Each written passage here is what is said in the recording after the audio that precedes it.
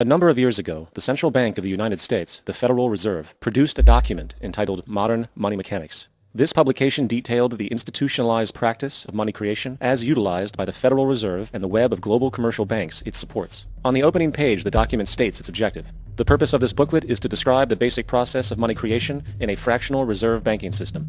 It then proceeds to describe this fractional reserve process through various banking terminology, a translation of which goes something like this. The United States government decides it needs some money, so it calls up the Federal Reserve and requests, say, $10 billion. The Fed replies, saying, sure, we'll buy $10 billion in government bonds from you. So the government takes some pieces of paper, paints some official-looking designs on them, and calls them treasury bonds. Then it puts a value on these bonds to the sum of $10 billion and sends them over to the Fed. In turn, the people at the Fed draw up a bunch of impressive pieces of paper themselves, only this time calling them Federal Reserve notes, also designating a value of $10 billion to the Fed. The Fed then takes these notes and trades them for the bonds. Once this exchange is complete, the government then takes the $10 billion in Federal Reserve notes and deposits it into a bank account. And upon this deposit, the paper notes officially become legal tender money, adding $10 billion to the U.S. money supply. And there it is. $10 billion in new money has been created. Of course, this example is a generalization, for, in reality, this transaction would occur electronically, with no paper used at all. In fact, only 3% of the U.S. money supply exists in physical currency. The other 97% essentially exists in computers alone. Now, government bonds are, by design, instruments of debt, and when the Fed purchases these bonds, with money it essentially created out of thin air, the government is actually promising to pay back that money to the Fed. In other words, the money was created out of debt. This mind-numbing paradox of how money or value can be created out of debt or liability will become more clear as we further this exercise. So, the exchange has been made and now $10 billion sits in a commercial bank account. Here's where it gets really interesting. For as based on the fractional reserve practice, that $10 billion deposit instantly becomes part of the bank's reserves, just as all deposits do. And regarding reserve requirements, as stated in Modern Money Mechanics, a bank must maintain legally required reserves equal to a prescribed percentage of its deposits.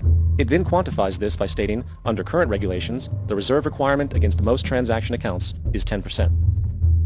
This means that with a $10 billion deposit, 10% or $1 billion is held as the required reserve, while the other $9 billion is considered an excessive reserve and can be used as the basis for new loans. Now, it is logical to assume that this $9 billion is literally coming out of the existing $10 billion deposit. However, this is actually not the case. What really happens is that the $9 billion is simply created out of thin air on top of the existing $10 billion deposit. This is how the money supply is expanded. As stated in Modern Money Mechanics, of course they, the banks, do not really pay out loans from the money they receive as deposits. If they did this, no additional money would be created. What they do when they make loans is to accept promissory notes, loan contracts, in exchange for credits, money, to the borrower's transaction accounts. In other words, the $9 billion can be created out of nothing simply because there is a demand for such a loan and that there is a $10 billion deposit to satisfy the reserve requirements. Now, let's assume that somebody walks into this bank and borrows the newly available $9 billion. They will then most likely take that money and deposit it into their own bank account. The process then repeats, for that deposit becomes part of the bank's reserves. 10% is isolated, and in turn 90% of the $9 billion, or $8.1 billion, is now available as newly created money for more loans. And of course, that 8.1 can be loaned out and redeposited, creating an additional 7.2 billion, to 6.5 billion, to 5.9 billion, etc. This deposit money creation loan cycle can technically go on to infinity. The average mathematical result is that about $90 billion can be created on top of the original $10 billion. In other words, for every deposit that ever occurs in the banking system, about 9 times that amount can be created out of thin air. Money jitters? Ask the obliging Bank of America for a jar of soothing instant money, M-O-N-E-Y, in the form of a convenient personal loan. So, now that we understand how money is created by this fractional reserve banking system, a logical yet elusive question might come to mind. What is actually giving this newly created money value? The answer? The money that already exists. The new money essentially steals value from the existing money supply. For the total pool of money is being increased irrespective to demand for goods and services. And as supply and demand finds equilibrium, prices rise, diminishing the purchasing power of each individual dollar. This is generally referred to as inflation, and inflation is essentially a hidden tax on the public.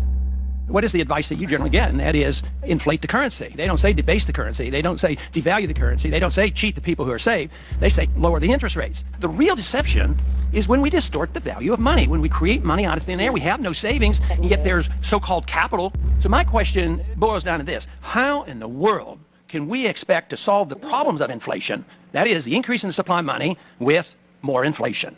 Of course, it can't. The fractional reserve system of monetary expansion is inherently inflationary. For the act of expanding the money supply, without there being a proportional expansion of goods and services in the economy, will always debase a currency. In fact, a quick glance at the historical values of the US dollar versus the money supply reflects this point definitively, for the inverse relationship is obvious. $1 in 1913 required $21.60 in 2007 to match value. That is a 96% devaluation since the Federal Reserve came into existence. Now, if this reality of inherent and perpetual inflation seems absurd and economically self-defeating, hold that thought, for absurdity is an understatement in regard to how our financial system really operates.